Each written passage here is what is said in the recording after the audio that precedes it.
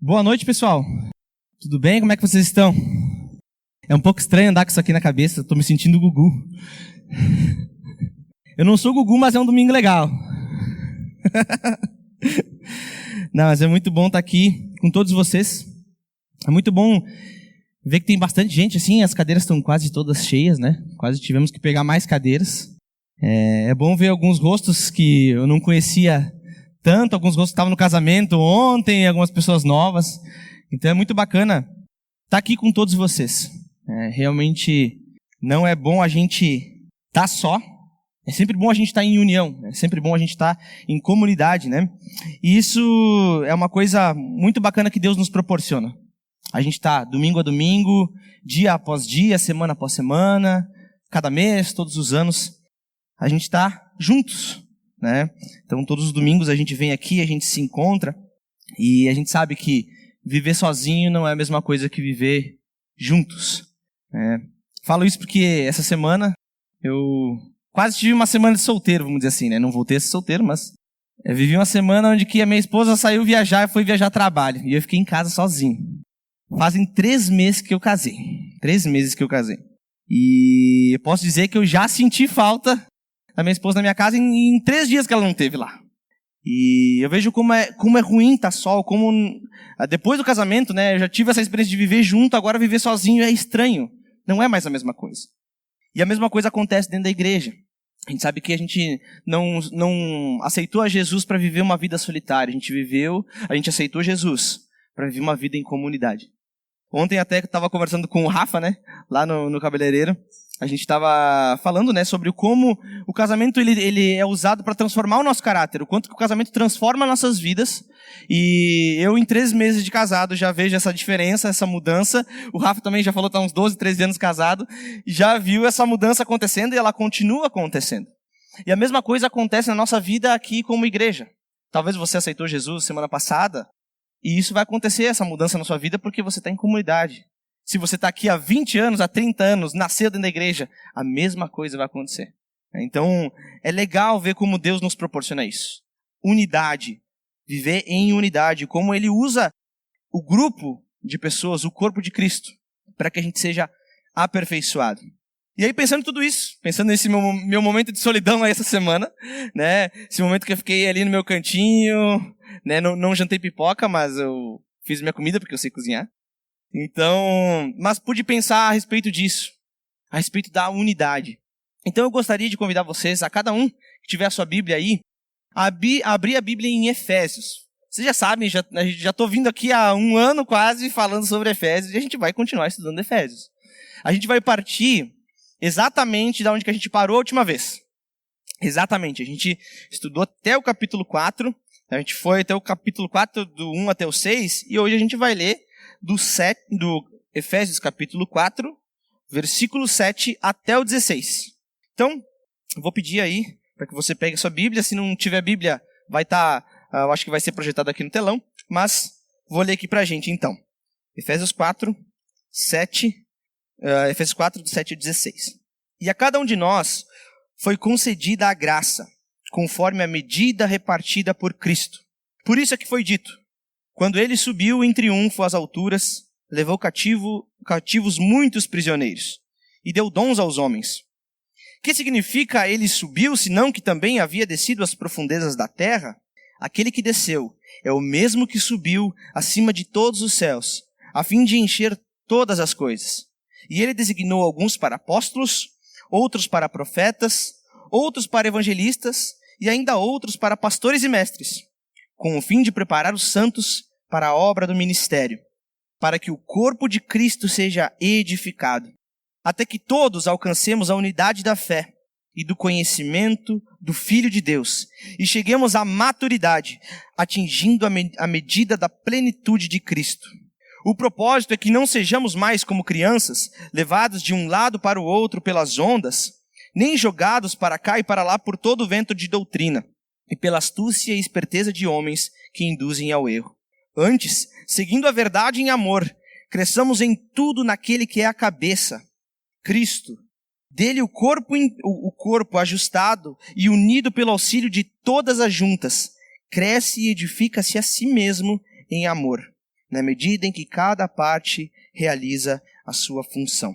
Vamos orar, pessoal? Depois de a gente ler esse texto aqui, vamos pedir a Deus discernimento para que a gente possa aprender dele e da palavra dele hoje à noite. Senhor Deus, obrigado, Pai, pelo privilégio de a gente estar aqui juntos, como comunidade, como corpo de Cristo, Pai. Obrigado, Pai, pelo privilégio da gente poder te adorar, a gente poder louvar, a gente cantar para Ti verdades que transformaram as nossas vidas e que constantemente continuam transformando a nossa vida. Pai, pedimos o Teu discernimento, a Tua sabedoria, Deus, para que a Tua palavra e a Tua palavra somente fale aos nossos corações. Quebranta o nosso coração, transforma a nossa vida através da Tua palavra, Deus. E que juntos como um corpo, Pai, nós possamos crescer, nós possamos ser aperfeiçoados à medida da plenitude de Cristo. Pedimos por isso, Pai, em nome de Jesus Cristo. Amém. Bom, pessoal, como a gente vem falando há um bom tempo, sempre vou aproveitar para a gente recapitular, porque sempre tem alguma coisinha a mais que vai sendo acrescentada, e parece que Paulo está dizendo aqui em Efésios muitas coisas e elas sempre vão ganhando formas maiores. Parece que ele começou num círculo e ele vai aumentando, até o momento em que a gente já não consegue mais compreender até onde que vai, porque abrange muita coisa, muitas partes da nossa vida. Como a gente viu, essa carta foi escrita aos Efésios. Mas por que não ela não foi escrita para nós também? Nós temos muitas lições que a gente pode aprender nessa carta, que foi endereçada primeiramente lá ao pessoal que morava em Éfeso, mas tem muitas coisas que hoje, olhando para essa carta, olhando para a palavra de Deus, aquilo que está escrito aqui, a gente consegue tirar para a nossa vida. Como a gente viu nas outras oportunidades, Paulo, desde o início da carta, ele vem falando sobre a verdadeira fé, aquilo que a gente precisa crer de verdade. Ele fala sobre o Deus Trino que transformou toda a humanidade, um Deus que criou todas as coisas, um Deus que nos redimiu, derramou o seu sangue e ao mesmo tempo é o nosso consolador, a obra completa de Deus. Nós vimos também que essa fé verdadeira, ela é baseada sobre a graça de Deus, somente sobre a graça de Deus. Nada vem de nós, tudo vem da graça, essa graça derramada em nosso favor, onde que Deus nos resgata da morte.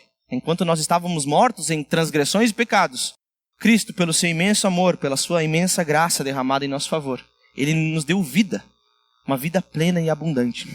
Então a gente vê Paulo falando dessas coisas, da obra de Deus, e ele vem falando sobre como nós éramos pecadores. Ele vai falar que essa mesma fé, baseada na graça, é uma fé que nos une com Deus e ao mesmo tempo nos une com todos nós. Esse Deus que desfez a inimizade entre nós e Ele desfez a inimizade entre os povos. Não existe mais povo inimigo, não existe mais alguma raça que é melhor do que outra. Não existe mais isso. Não existe mais espaço para racismo, não existe mais espaço para xenofobia, para machismo, para feminismo, porque nós somos todos iguais. Não existe alguém que é melhor que alguém. Nós somos todos irmãos e partes do mesmo corpo. Não existe mais quem é do país e quem é estrangeiro. Todos temos direitos iguais perante Deus. E essa fé verdadeira, ela é baseada no amor. Deus fala que a sua obra deve ser amada por nós, Ele deve ser amado em primeiro lugar por nós, que nós devemos amar Ele com todas as nossas forças e também ao nosso próximo também. É aí que está baseada a nossa fé. E aí, diante dessa verdadeira fé, vem exatamente aquilo que a gente falou na última vez, que é ali o início do capítulo 4, que ele fala, Paulo ora por nós no final do capítulo 3, e no início do capítulo 4 ele fala assim, eu peço que vocês vivam de maneira digna da vocação que vocês receberam. Vivam de modo digno, de maneira digna da vocação. Que vocação é essa, como nós vimos na última vez? Nós somos chamados para ser santos e irrepreensíveis diante de Deus. Santos e irrepreensíveis, como Jesus Cristo foi, como o Filho perfeito de Deus foi. E aí, quando a gente chegou ali, exatamente nesse texto que a gente acabou de ler, no versículo 7 ali, ele já começa falando muitas coisas para nós, e é tão bonito esse texto, toda a carta, cada vez eu me apaixono mais, porque Deus fala muito através dessa carta. E aqui no versículo 7, na versão da NVI, ele diz assim, a primeira frase do versículo 7. E a cada um de nós foi concedida a graça. Posso parecer meio estranho, meio longe assim, Mas a cada um de nós foi concedida a graça. Foi só o Ariel? Foi só eu que estou aqui na frente que recebi graça de Deus? Foi só o presbitério que recebeu graça de Deus? Foi por acaso o teu líder de grupo de relacionamento que recebeu a graça de Deus? Só essas pessoas? Foi um grupo seleto de pessoas que recebeu a graça de Deus? Ele diz assim, a cada um de nós, de todos nós. Cada um de nós recebemos a graça de Deus. Não existe cadeira preferencial. Todos recebemos a graça de Deus. Todos recebemos a graça de Deus. E é interessante porque ele fala assim, conforme a medida repartida por Cristo. Então, não é algo que nós alcançamos, algo que nós batalhamos e conquistamos essa graça. A gente já falou em outras oportunidades que a graça é um favor imerecido. Nós recebemos um presente que nós não merecemos e aquilo que nós merecemos, nós não recebemos. Que aí é a misericórdia de Deus. Então, é muito bacana porque a gente vê que Jesus quem repartiu essas coisas para nós. Nós não alcançamos, eu quero um pouquinho mais de graça, agora eu quero um pouquinho mais de graça e eu vou conseguir. Não. Jesus reparte essa graça para nós e Ele nos dá essa graça gratuitamente. Né? Então, isso é muito bacana porque não vem de nós. Não há nada que nós possamos fazer para ter mais graça, nem menos graça. Nós simplesmente recebemos ela de Deus. E é Jesus quem define o quanto, a medida que nós vamos receber. E aí ele vai seguir no versículo 8, e ele vai dizer assim, por isso é que foi dito, quando ele subiu em triunfo às alturas, levou cativos muitos prisioneiros e deu dons aos homens. Como a gente viu, nós estávamos mortos em transgressões e pecados. E aqui ele fala, né, que ele levou cativo muitos prisioneiros, né? Nós estávamos aprisionados no nosso pecado. Nós estávamos aprisionados e Jesus nos liberta disso. O sangue de Jesus nos liberta. A gente até cantou aqui em umas músicas, dizendo que nós somos livres por isso. Que Ele conquistou a nossa liberdade. E é muito bacana porque, de novo, não vem de nós. Foi Cristo que conseguiu essas coisas. Foi Cristo que nos libertou. Não fomos nós mesmos que conseguimos alguma coisa. Mas Cristo conquistou por nós. Algumas traduções vai dizer que levou cativos muitos prisioneiros, vai colocar assim, levou cativo o cativeiro. Né? Então, que é isso, né? Então, basicamente é o seguinte, nós estávamos aprisionados, né? Perante a prisão de Satanás, mas Cristo nos liberta. E agora nós que éramos inimigos de Deus. Então, nós estávamos em guerra total com Deus. E às vezes é um pouco distante essa imagem de guerra pra gente, né? Por mais que agora tenha essa questão da Rússia, da Ucrânia, mas antigamente o que acontecia numa guerra? Tá? Tinha um povo, estava contra outro povo. Quando esse povo dominava, aqueles que eram dominados viravam seus escravos. Não tinha mais opção, virava escravo. Não tem o que fazer. E aqui, Cristo, o que ele faz? Levou o cativo consigo o cativeiro, né? Deu dons aos homens. Cristo faz algo muito além disso. Nós éramos inimigos de Deus, aí Cristo vence uma batalha por nós, e ao invés de nos tornar escravos, Ele nos torna coparticipantes dessa mesma graça. É como se desde o início nós estivéssemos lutando a favor de Deus, nós fôssemos soldados de Deus desde o início, mas Deus nos dá isso de graça.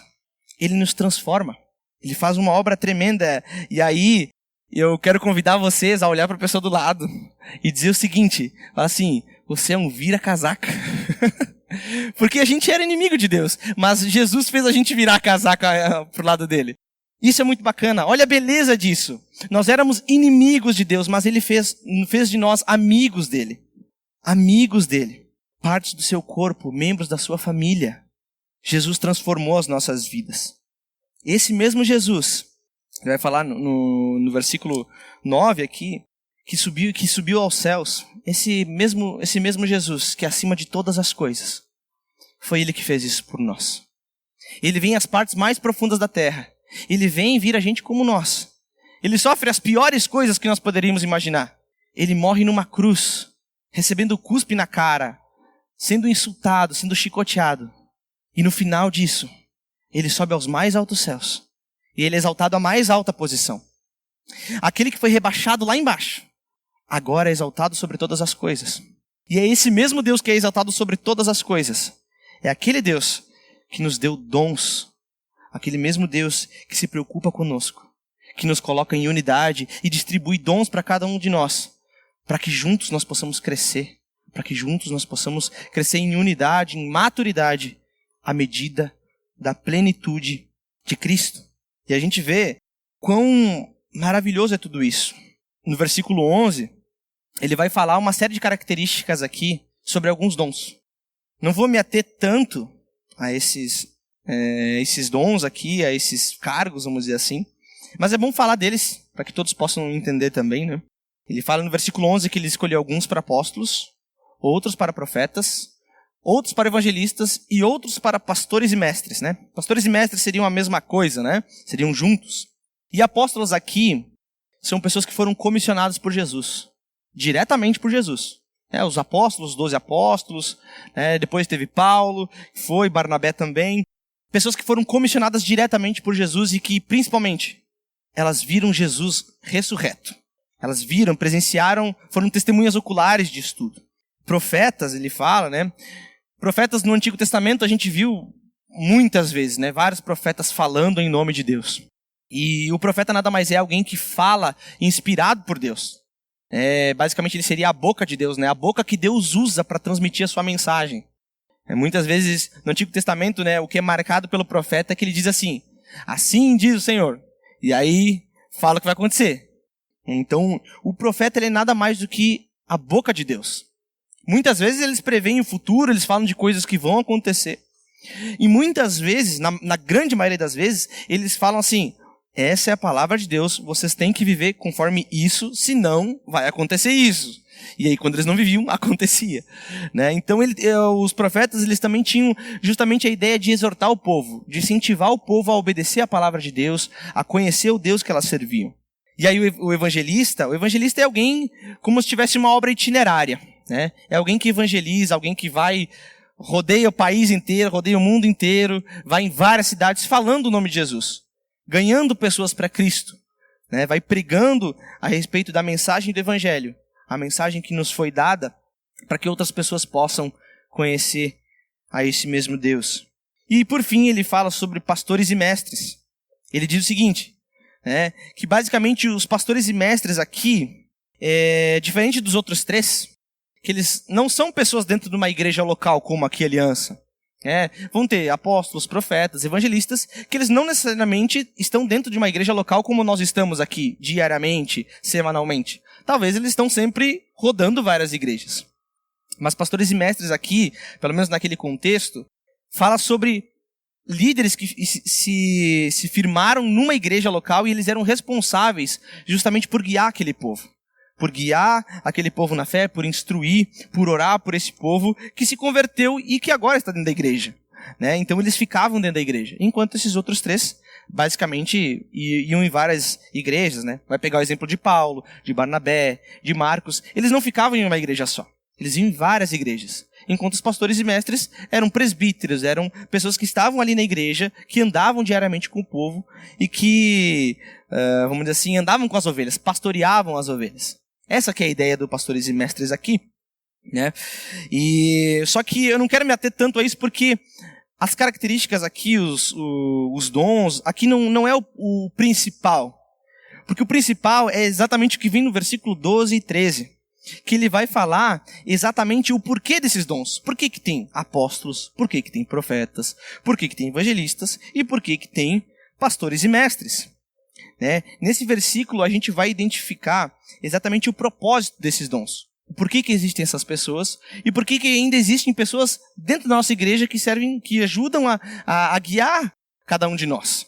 Aí no versículo 12, ele tem três coisas assim que são fenomenais, que elas vão ser muito aplicáveis para esse estudo hoje aqui, para aquilo que a gente vive, que eles dizem assim. Né? Então foram criados, vou ler o 11 aqui, ó. Ele designou alguns para apóstolos, outros para profetas, outros para evangelistas e outros para pastores e mestres. Agora o 12. Com o fim de preparar os santos para a obra do ministério. Primeiro ponto. Para que o corpo de Cristo seja edificado. Então, quando a gente olha para esse pequeno versículo aqui, a gente tem três coisas. A primeira delas é preparar os santos. Tá? Outras versões vai dizer aperfeiçoar os santos. Eu acho que até melhor se encaixa aqui. Né? Traz justamente a ideia de aperfeiçoar cada um de nós. Então, os dons eles são para quê? Para aperfeiçoar cada um de nós. Para que a gente se torne aptos para alguma tarefa que a gente vai fazer.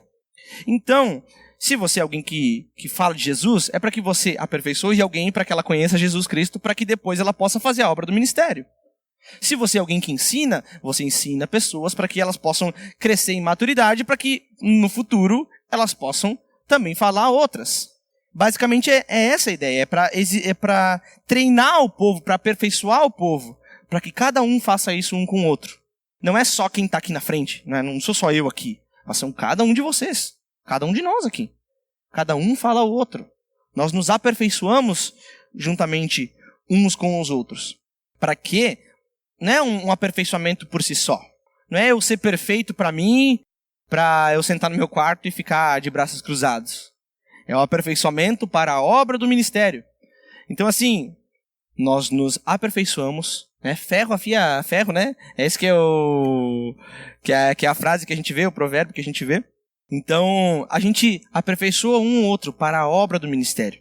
Para que juntos nós possamos honrar a Deus. Para que juntos nós possamos servir a Deus. Tá? Servindo uns aos outros, ajudando um ao outro a crescer, para que o nome de Deus seja glorificado com tudo isso. E a gente vê que o serviço, todo serviço, né, realizado pelos santos, ele tem o intuito de edificar o corpo de Cristo. No finalzinho ele diz assim, para que o corpo de Cristo seja edificado. A igreja cresce, amadurece e se edifica à medida em que cada membro utiliza o seu dom individual para o benefício de todos os outros. O corpo de Cristo cresce assim. O corpo de Cristo amadurece assim, em que cada um auxilia o outro a crescer na fé, em amadurecer. É assim que a gente vê na Bíblia. É assim que a gente vê Paulo falando aqui para o povo de Éfeso. Né? Quando nós utilizamos os nossos dons para honrar a Deus, quando nós obedecemos o Senhor da igreja, que é Deus, e nós usamos os nossos dons para honrar o nome dele. E não para por aí. Né? Se a gente viu no 12 que como que Deus faz tudo isso, quando a gente olha para o versículo 13, a gente vai ver o alvo. Né? A gente vai ver lá na frente. Paulo está falando coisas de agora, mas ele está visando lá na frente. Né? Como se fosse olhar uma corrida, tem a linha de chegada, eu olho para o fim. E ele diz assim, até que todos, não é só alguns, é todos, e a palavra no grego para todos, não é alguns, é todos. Tá? Então, assim, a gente não tem desculpa para dizer que é só alguns, mas é só o cara lá. Não, é todo mundo. Né? Até que todos alcancemos a unidade da fé e do conhecimento do Filho de Deus, e cheguemos à maturidade, atingindo a medida da plenitude de Cristo. Aqui, essa palavra, alcancemos, ela é usada no livro de Atos 9 vezes para indicar justamente quando um viajante sai de um lugar e quando ele chega no seu destino, é justamente ele alcançou o lugar que ele tinha que chegar. Né? Então, se a gente pensar nessa palavra, para que todos alcancemos, e a gente pensar numa jornada de um viajante, é para que a gente ande um caminho e para que lá no fim a gente alcance a unidade da fé. E aqui tem mais 3 lições, né? Mais 3 fins, mais 3 alvos que justamente os dons são utilizados, a unidade da igreja tem o seu fim. Né? A primeira delas é a unidade da fé. Quando o corpo de Cristo ele é edificado, como a gente viu no versículo 12, quando a gente usa os nossos dons para edificar uns aos outros, pessoas de diferentes culturas, de diferentes contextos. Tem pessoas que conheço alguém lá da Bahia, alguém lá do Acre, de um contexto completamente diferente do meu. Essa pessoa, ela consegue compreender exatamente como eu quem é o nosso Deus. Ela consegue compreender qual que é a nossa esperança. E ela consegue compreender que nós somos um mesmo corpo. Vejam como isso é magnífico. Porque não interessa de onde eu venho, de o que eu vivi. Todos nós, quando nós nos edificamos uns aos outros, nós podemos compreender exatamente a esperança a qual nós somos chamados. O Deus em que nós servimos e o corpo em que nós pertencemos. A unidade do corpo.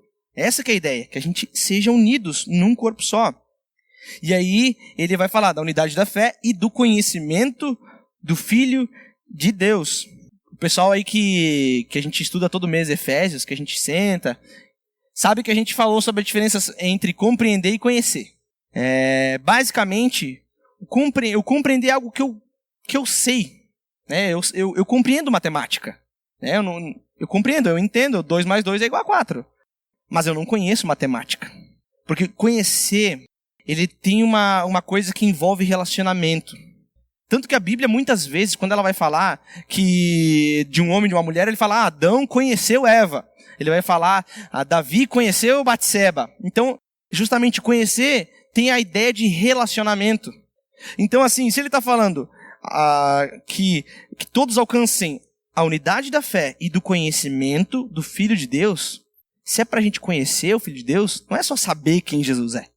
Saber, as pessoas podem saber que Jesus era um judeu do primeiro século, que ele morreu com 30 e tantos anos de vida, que ele se dizia que era filho de Deus. Isso as pessoas podem conhecer, podem saber, elas podem compreender isso, mas muitas vezes elas não conhecem quem é Jesus.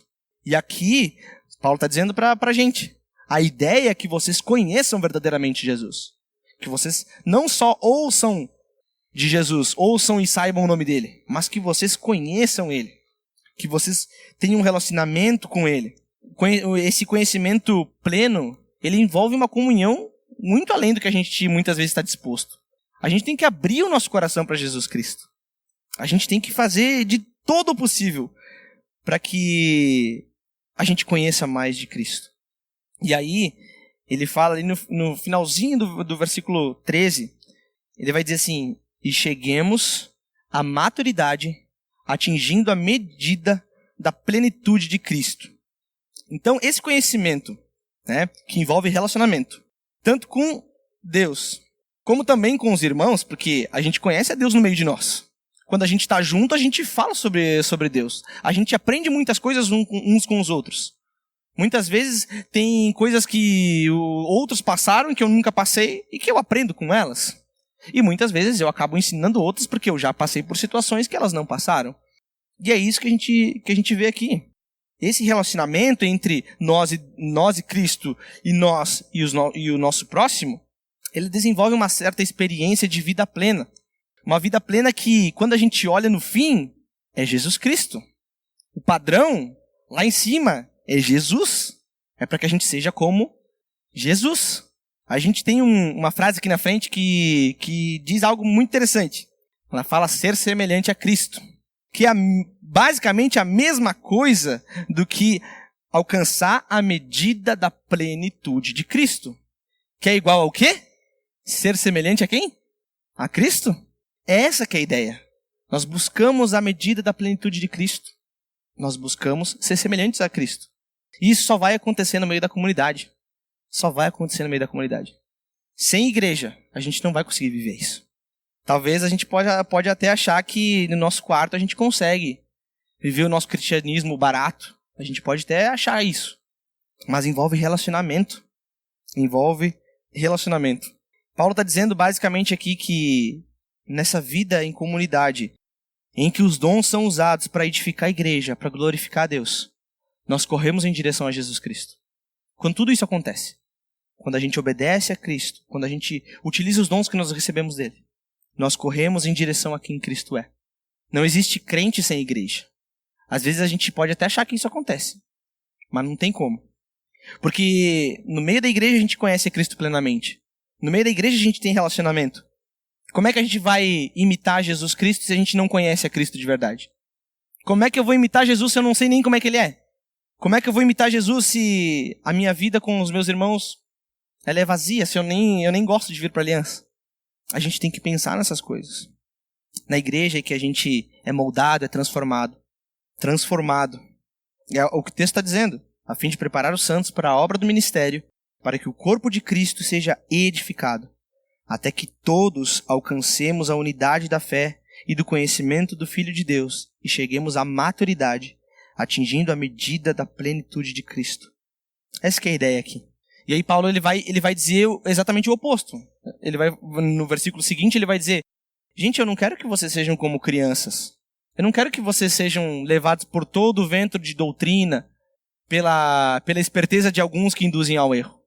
Eu quero que vocês sejam homens né? No caso aqui, né? Para todos, né? Homens e mulheres, né? Mas sejam a estatura de homem feito. Já que a plenitude de Cristo, algumas versões vai dizer a estatura de homem feito, né? Então é chegar à idade adulta. Não é mais a ideia de ser como criança, né? É para ser adulto. É alguém que ouve muitas coisas e que sabe o que é certo e o que é errado. Não é para ser como criança. Eu não sei quantos de vocês aqui têm filhos. Quem tem filho aqui? Quem tem filho com mais de 5 anos de idade? Agora sim, ó, eu vou fazer uma pergunta para vocês. Quantos de vocês já disseram pro filho de vocês o seguinte: não aceita doce de estranho? Quantos falaram já pros filhos? Agora, quem é filho e não é pai de ninguém? Quantos de vocês já ouviram isso? O pessoal lá em cima tá... Por que acontece isso? Criança não sabe cuidar de si mesma. Se tu der um doce pra uma criança, ela vai sair correndo, não importa o que aconteça. Se tu deixar uma criança sozinha aqui e não tiver ninguém, e alguém chegar com uma bala, ela vai sair correndo atrás dessa criança, dessa pessoa. Ou chegar com um brinquedo, aí sim, no meu caso, antigamente era assim. Não era nem comida, era brinquedo. Hoje já é comida. E é exatamente isso. Criança não sabe cuidar de si mesmo. E Paulo está dizendo assim, gente, eu não quero que vocês sejam mais como crianças. E se vocês são crianças, eu quero que vocês cheguem à estatura de homem feito. Eu quero que vocês sejam adultos. E para vocês serem adultos, vocês têm que andar uns com os outros. Vocês não podem ficar sozinhos. Porque se a criança ficar sozinha, alguém vai oferecer alguma coisa e vai levar ela para a perdição. Entende como é a mesma coisa? Aí a mãe me falava assim, Ariel, tu não aceita doce de estranho, porque senão você tem droga. Eles vão te pegar, vão te sequestrar, vão roubar teus órgãos e te metia apavoro. Mas era assim. A gente mete terror nas crianças, justamente para elas não aceitem. Paulo está dizendo, gente, se vocês são crianças, se vocês talvez não têm maturidade, andem com as pessoas que têm maturidade. Para que vocês conheçam a vocês mesmos, para que vocês conheçam quem é Jesus Cristo. E vocês possam ser como Jesus é. E vocês não sejam levados para cá e para lá por todo o vento de doutrina. Por qualquer vídeo na internet que o pessoal mete terror dizendo que o mundo vai acabar amanhã. Porque a gente gosta de catástrofe. A gente vai, agora a guerra na Rússia vai acabar o mundo amanhã. Isso pode acontecer? Pode. Mas a gente não tem que cair assim dizendo que na Bíblia disse que, nossa, contando os números, vai chegar no dia 29 de março de 2022 e o mundo vai acabar. É pra gente não ser mais criança. É pra gente ser homem feito. À medida da plenitude de Cristo. Pra gente não ser mais assim. E aí quando a gente pega o exemplo da galera que quer ficar sozinha, que acha que a gente vive cristianismo em volta do nosso próprio umbigo, deitado na nossa cama, são exatamente as mesmas pessoas que aceitaram o doce que levou à perdição. Essas pessoas que hoje dizem, batem no peito e dizem, não, eu sou a igreja, eu leio minha Bíblia em casa, eu oro na minha casa, eu não preciso para a igreja. Eu vejo uns vídeos na internet e tá show. Isso é o suficiente. Cara, isso não é vida com Cristo. Isso não é conhecer plenamente a Cristo. Se você vive assim, eu tenho que te dizer que você continua vivendo como uma criança. E talvez você já pegou um doce que leva para o caminho errado. De novo, vocês têm que viver a maturidade, atingindo a medida da plenitude de Cristo. E aí ele fala no versículo 15, ele diz, pelo contrário, né, antes de tudo isso, eu quero que vocês sigam a verdade, seguindo a verdade em amor, cresçamos em tudo naquele que é o cabeça. Então, se a gente é criança, a gente tem que crescer em verdade, em amor, naquele que é a cabeça, em Cristo. Se a gente não é maduro o suficiente, a gente tem que crescer em Cristo, com a ajuda de outros, em verdade e em amor. E aí quando eu olho para Efésios como um todo, é exatamente isso que Paulo diz desde o início. Fala, gente, você tem que crer de verdade nisso, no Deus que fez todas as coisas por nós. E agora vocês têm que viver em amor. Amor não. Verdade sem amor é hipocrisia. Verdade sem amor é brutalidade. Tem uma música do Mauro Henrique, que é herege, que fala que verdade é vaidade sem amor. Eu quero mostrar para os outros que eu sei a verdade. É brutalidade. É só jogar a verdade na cara das pessoas e dane-se. Mas amor sem verdade é hipocrisia. Porque tudo é amor. É só good vibes. Eu não preciso dizer para as pessoas que elas estão erradas. Eu não preciso dizer a verdade para elas. Eu posso deixá-las ir para o buraco. E Paulo está dizendo, gente, eu quero que vocês cresçam em verdade e em amor. Os dois juntos. Não é um mais que o outro, não é um menos que o outro, mas é verdade e amor. Exatamente como o contraste daqueles caras do versículo 14. aqueles caras que induzem ao erro, que levam as pessoas para a perdição, Paulo está dizendo, gente, cresçam em verdade e em amor. Em verdade e em amor. Né? Crescendo naquele que é a cabeça, é Cristo Jesus. E aí, para fechar com chave de ouro, ele fala assim, no versículo 16, dele todo o corpo ajustado e unido pelo auxílio de todas as juntas, não é de algumas juntas, é de todas as juntas. Não é só o cotovelo e um joelho. É os dois cotovelos e os dois joelhos. É todas as dobrinhas do corpo. Tá? Todas as juntas. Dele todo o corpo ajustado, unido pelo auxílio de todas as juntas. Cresce e edifica-se a si mesmo em amor, na medida em que cada parte realiza a sua função. É cada parte. Às vezes tem partes do corpo que elas acham que elas são meio insignificantes. Talvez você possa perguntar, meu coração é muito mais importante que o meu mindinho. Mas se não tem um mindinho, dá com o mindinho no sofá. Faça isso para te ver o quanto que é importante. Dá com o mindinho no sofá, tu sente teu coração bater mais forte. É assim que acontece. Então todas as partes são importantes, por mais que você ache que você não é importante para o corpo, que você não tem nada a oferecer na igreja, você é muito importante. Todas as juntas. Todas. Não são uma, não são duas, mas são todas. Todas. O corpo cresce quando os membros crescem. E os membros crescem quando eles são alimentados pela palavra de Deus. E como é que eles são alimentados pela palavra de Deus? Quando os próprios membros alimentam uns aos outros. Essa que é a ideia. Não é porque a gente ande sozinho, mas é porque a gente exerça os nossos dons em unidade e para que a gente seja aperfeiçoado uns pelos outros diariamente, semanalmente, para que todos, sem exceção, todos, alcancemos a medida da plenitude de Cristo. Sejamos semelhantes a Cristo. Isso só vai acontecer em igreja, gente. Sozinho não vai dar. Não tem como. Crentes isolados, eles não se edificam e nem edificam outros. Eles morrem desnutridos.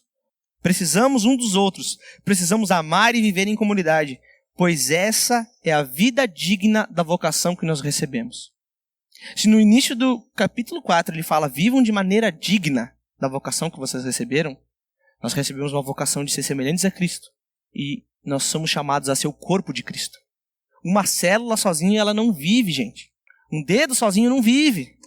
Precisa de todo o corpo. E todo o corpo precisa estar unido com a cabeça. Não existe.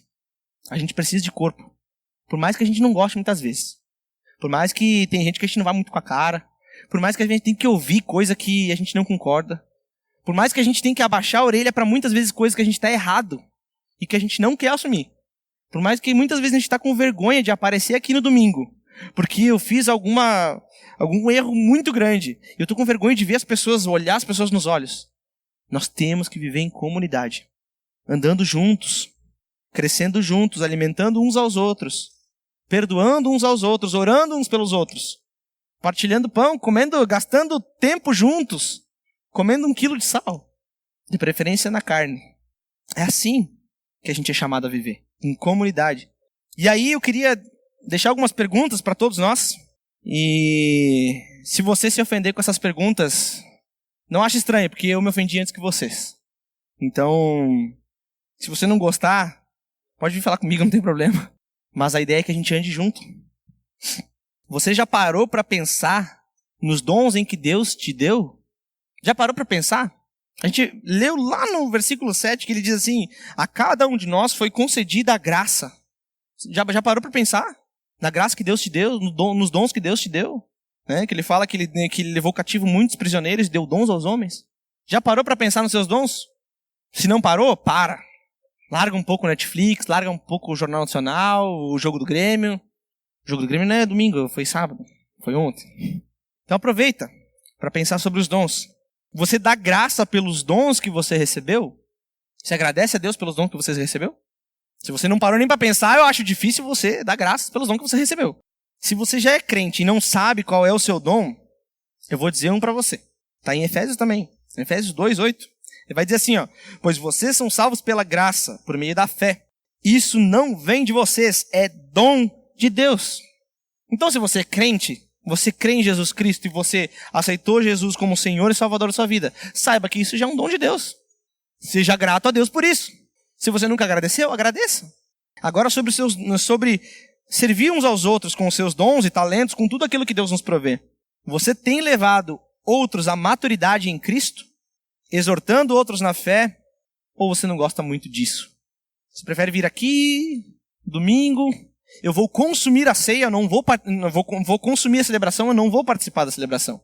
Eu vou vir aqui, eu vou cruzar meus braços e beleza, o pessoal faz o seu show aqui, eu só vou olhar e depois eu vou embora. É assim que você vive o seu cristianismo, a sua vida com Cristo? Lá atrás, ali tem abismo ligado, discipulado, vida na vida, batismo, ministério. E aí abaixo diz assim, ó, o maior ministério é levar outros à maturidade em Cristo. Poxa, você vem aqui há tanto tempo e você não parou nem para pensar nisso? Você gosta de levar outros à maturidade em Cristo, a conhecer mais de Cristo? Ou está confortável em casa? Nesses dias friozinho aqui, a lareira aqui, o fogão a lenha. O que é mais confortável para você? Você tem terceirizado a edificação do corpo de Cristo para os presbíteros e para os líderes da igreja? Ah não, o meu marido, olha ele, nossa, tá louco, não, só faz coisa errada. Mas eu não vou falar nada para ele, eu vou esperar aqui um dia, o Adelar, o Fábio, Prede, Ayrton, aí eles vão lá e conversar com ele, magicamente eles vão ter que conversar com ele. Mas eu não converso em casa. É isso que você faz? Terceiriza assim? Ah, aquele cara me ofendeu, não vou conversar com ele, eu vou fazer uma fofoca com todo mundo. E depois eu espero que as pessoas que ouviram eu contar essa história vão lá e conversem com ele. Mas eu não vou fazer nada. É assim que você faz? Terceiriza? É assim que você ama o seu próximo? É assim que você exerce seus dons com amor pelos outros? Você é daquele tipo que após o ótima semana, o boa noite que a gente dá aqui na frente, você pica a mula? É assim que você vive? Boa noite, pessoal. Já sai correndo e não dá um minuto, já está lá na porta. É assim que você vive? Você não gosta de estar aqui no meio do corpo de Cristo? Assim, cara, se você não gosta de estar no meio do corpo de Cristo, se você não quer fazer parte do corpo de Cristo, não venha. Jesus não está mendigando as coisas pra gente. Ele nos chamou para ser corpo de Cristo, para a gente andar juntos, amar uns aos outros. Você vem à igreja no domingo, porque não tem nada melhor para fazer. Porque o jogo do Grêmio foi sábado, aí no domingo eu posso ir porque não tem jogo do Grêmio. E aí quando dá 8h30 que vai acabar a celebração, eu tenho que sair correndo para casa porque tem o Fantástico. Senão, gente, minha semana não vai começar legal. Você conhece Jesus verdadeiramente ou você vive essa mentira que acha que o seu próprio umbigo é o cristianismo? Como é que você tem vivido? Que tipo de crente você é? Que tipo de crente eu sou? No casamento e na igreja, nós devemos andar, não devemos andar só, nós devemos andar em comunidade. Devemos andar juntos. Nós precisamos um dos outros. Para andar, um corpo precisa das duas pernas, senão é difícil. Não vai ter que usar uma muleta. A gente precisa uns dos outros, de todas as partes do corpo, para vivermos uma vida saudável. Nós precisamos da comunidade. Nós precisamos do comum em unidade. Qual que é o nosso comum? É Jesus Cristo. Agora nós precisamos de unidade. A unidade só acontece quando nós servimos uns aos outros. Só vai acontecer quando nós servirmos uns aos outros. E é para isso que nós somos chamados. Para sermos um corpo unido, todos juntos, sem maiores, sem menores, todos juntos. À medida que cada parte executa a sua função, o corpo cresce e edifica-se a si mesmo. E todos vamos alcançar a medida da plenitude de Cristo. É para isso que nós somos chamados. E pensando nisso, eu gostaria de pedir para o pessoal colocar uma letra aqui. Eu acho que poucos de vocês conhecem. É uma letra meio recente. Que fala justamente sobre unidade. Pode colocar o próximo? Ele diz assim, juntos na mesma fé, no mesmo amor, juntos da mente e coração. Temos em cada um a mesma marca, o mesmo sangue e a mesma cruz. Juntos, nós somos um corpo em Cristo. Juntos somos um corpo vivo. Corpo que adora e que serve. Corpo que chora e se alegra. Corpo que parte e reparte as cargas do irmão. Cordas que foram partidas podem de novo soar. Corpo onde a vida é mais vida, vivendo em Jesus. Alguém conhece essa letra aí? Ela é bem nova, né? Eu acho que vocês ouviram. Então assim, pessoal, pensando nessa música aqui, eu vou convidar todos vocês a ficar de pé de novo. Sem instrumento nenhum. Para que todos nós possamos cantar essa música. Para que a gente entenda que juntos nós somos o corpo de Cristo. Juntos nós somos um corpo vivo, um corpo que adora e que serve. Um corpo que chora e se alegra. Nós precisamos uns dos outros. Sozinhos a gente não vive. Não vive mesmo. Então assim, pessoal, vai ser a capela. Eu vou precisar da força da voz de vocês. Tá? Bem forte. Quem conhece essa letra aqui, por favor, cante, porque ela é uma música muito antiga. Olha, ela deve ter uns 50 anos dessa música. Então que a gente possa cantar. Eu vou começar puxando, mas eu espero que todos cantem juntos. É assim: juntos na mesma fé, no mesmo amor, juntos da mente e coração,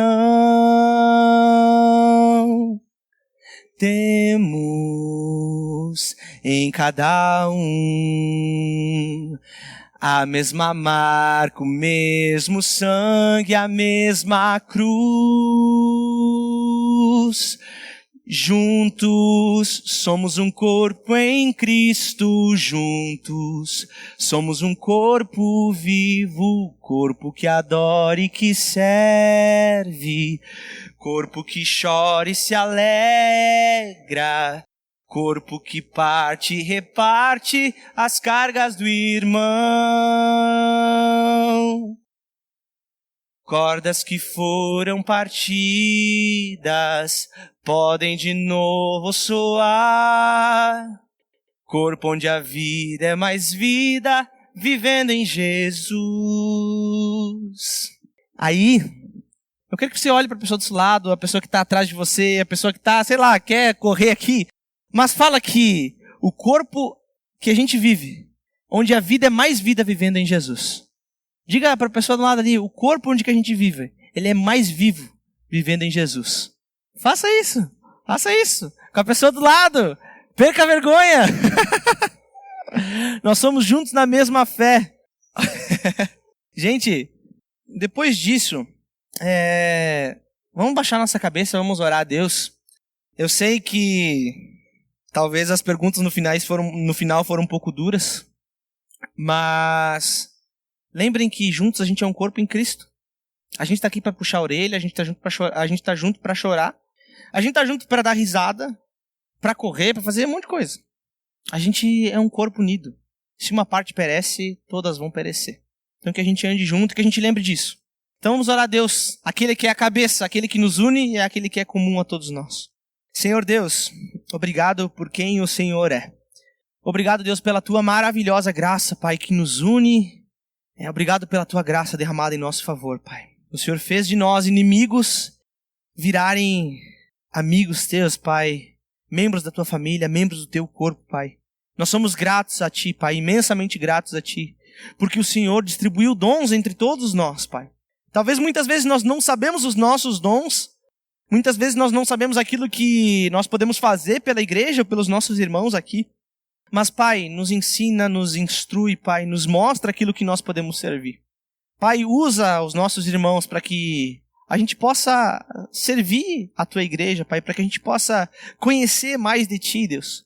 Para que a gente possa se relacionar contigo, Pai. Porque sem a igreja, Pai, nós não podemos fazer isso.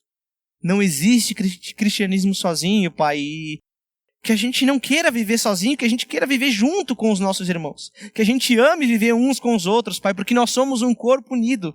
Um corpo que adora e que serve, Pai. Um corpo que parte e reparte as cargas do irmão. Pai, obrigado pelo privilégio de ser parte do teu corpo. Obrigado, Pai, por poder te servir. Obrigado por poder servir a todos aqui, Pai. Pai, que juntos nós possamos servir uns aos outros e crescer à medida da plenitude de Cristo, sendo semelhantes àquele que é a nossa cabeça, Cristo Jesus, aquele que nos resgatou da morte e nos levou para a sua maravilhosa luz, Pai. Oramos, Pai, gratos porque o Senhor já fez tanto por nós e nós sabemos que o Senhor ainda fará tanto por nós. Pai, quebranta o nosso coração para que as nossas dificuldades, Pai, elas sejam quebradas, Deus, e que nós possamos entregar tudo aos teus pés, que nós possamos ser transformados por ti, mediante, Deus, a nossa união, mediante a nossa unidade, Pai. Que nós sejamos aperfeiçoados, para que o mundo olhe para nós, Pai, e veja Cristo, para que o mundo olhe para nós, Pai, e veja o amor que nos uniu, veja o Cristo que nos uniu, Cristo que nos resgatou, Pai. Obrigado por isso, Pai, é por isso que nós oramos e agradecemos. Amém.